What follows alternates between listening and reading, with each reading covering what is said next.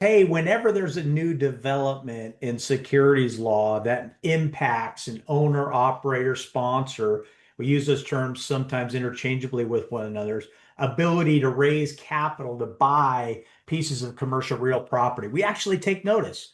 We think it's very important to listen to what our colleagues in Washington from the Securities and Exchange Commission think about certain things. And so for a lot of you that are doing essentially private placement offerings in the Reg D space, and you're essentially applying for exemptions, either a 506B exemption or a 506C exemption, many of you know the difference, right? And some of the roadblocks from sponsors' ability to use 506C offerings to their fullest extent has often been that kind of independent verification of an accredited investor's status. So remember, the historical rule is that investors can self-verify via questionnaire or other suitability criteria, and that you could have up to 35 what we call sophisticated investors invest into an offering that might be covered by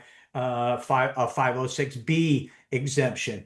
And then the new kid on the block, right? That 506C offering that allows you to take advantage of essentially the general solicitation rules that are generally prohibited under 506B offerings. You now are able to do that, provided that one of the factors is that you would need to independently verify the accredited status of each and every one of your investors, and that you're limited to accredited investors. Well, and earlier this year in 2025, a no action letter was issued by the Securities and Exchange Commission where they took a significant step towards simplifying investor verification requirements for private funds, companies, and other issuers raising capital relying on Rule 506C of Regulation D. This development essentially expands the use of Rule 506C, which permits general solicitation in private offerings, but has seen limited adoption due to the concerns about how to independently verify those investors. And this is what they basically said in this no action letter. And this is a no action letter that was sought by guidance by Latham and Watkins on behalf of one of their clients.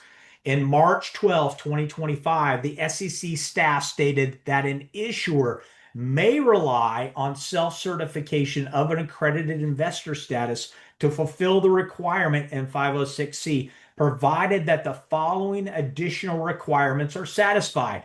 One, that a high minimum investment threshold was utilized, meaning participation in the offering must be subject to the following minimum investment amounts: at least $200,000 for natural persons and at least $1 million for legal entities. And two, written representations from investors participating in the offering must provide representations to you, the issuer, the person raising the capital, that they are an accredited investor and that their investment is not financed by a third party for the specific purpose of making the particular investment in the issuer. So what does this do? Well, for a lot of you, this actually opens up new avenues or a new door for you to be able to utilize 506C offerings, especially if you were blocked, or you felt like that hurdle of the independent verification was too complicated, or just it slowed down the process. So remember, these are criteria. You're going to have to meet these if you want to theoretically qualify that to essentially satisfy a self-verification component to a 506E offering.